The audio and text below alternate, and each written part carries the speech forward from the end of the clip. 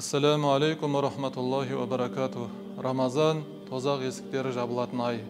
Абу Хурайрадан риуаят етілген хадисте пайғамбарымыз Мұхаммад саллаллаху алейхи ва саллям былай дейді: «Иза кана Рамадана футихат абуабур рахмати ва ғуллиқат абуабу джаханнам ва сулсилати шаятин». Рамазан айы келгенде рахмет есіктері, жәннат есіктері ашылып, жаханнам есіктері жабылады, шайтандар кісенделеді деген.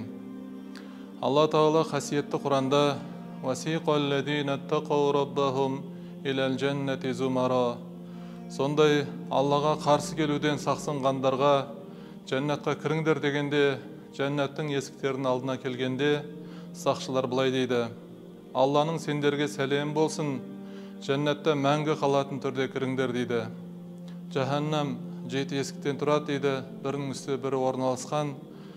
Жаханнамның атаулары: Жаханнам, Хутама, Сақар, Жахим, Лазо, Ас-Саир, Ал-Хауия. Енді пайғамбарымыз саллаллаху алейхи ва саллямның хадистерінде келгендей, Жаханнам, яғни тозақ 1000 жыл бойы жанған екен, сөйтіп қып-қызыл болған дейді. Және 1000 жыл бойы жанып, әппақ болған дейді.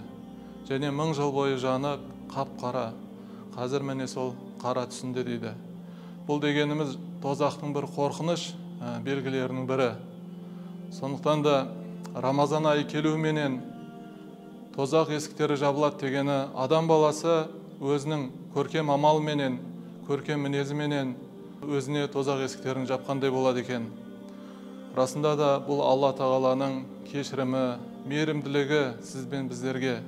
Сондықтан да мұсылман адам осы айда барынша Алла Тағалаға ұнамды істерді көбірек жасап, Рамадан айында нәпсіні өзіне құл ете біліп, нәпсіге берілмей барынша көркем амалдарды көбірек жасауға тырысса, міне сонда біздер үшін тозақ есіктері жабылатын ақиқат. Алла Тағала баршамызға көркем амалдарды жасауды нәсіп етсін.